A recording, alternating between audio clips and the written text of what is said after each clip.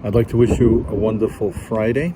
So we continue with shishi, and what's interesting is that God wanted the firstborns to be counted also, and their count came to 22,273.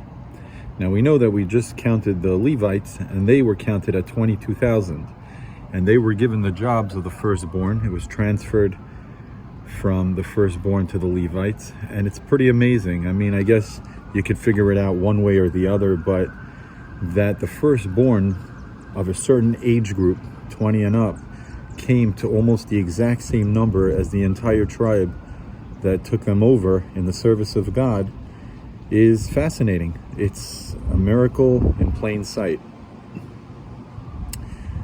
This week, we lost a legend. I know it seems strange on a Jewish Torah channel to mention this, but I was a very, very big fan of a man named Doyle Brunson. He was an all-time great. He was a legend. He was a professional poker player. He was an ambassador to the game. And as I've heard on many videos of people memorializing him, there's one theme that everybody keeps mentioning, and that is that he set things up for us so that we wouldn't have to live through what he lived through. When he started off and decided he wanted to become a professional poker player, once his knee blew out, he wasn't able to play professional basketball.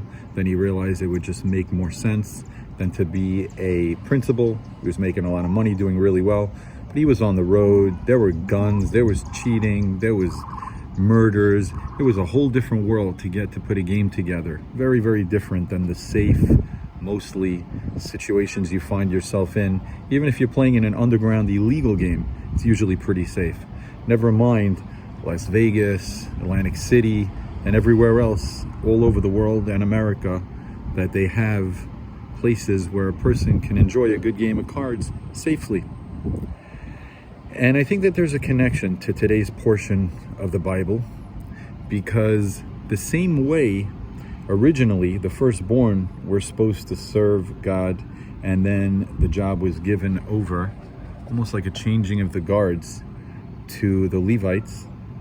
Same thing with poker and with anything. You got to look back in time and realize that as you see something isn't how it always was. You look at the world and you think to yourself, okay, this is what the people before me experienced and the generation before and before. It's not true. The level of technology we live in nowadays is incredible.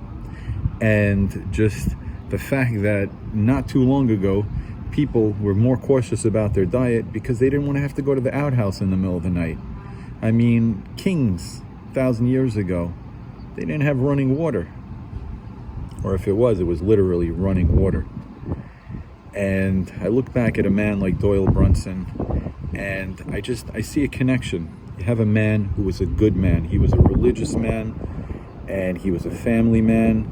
And even though some may say gambling is correct, not correct, but let's be honest, we all have our vices and imperfections. And as things go, he was honest, and he was a great businessman, and he was, as I said, an ambassador to the game. Everybody loved him. I remember I once saw him. I was intimidated to approach him, and I regret it now more than ever. He was already old. He was almost 90, passing away. This was a couple of years ago. I saw him on his scooter racing off in the middle of the Bellagio, and I feel sad. Never met him, never had a relationship, but like everybody else, I loved him.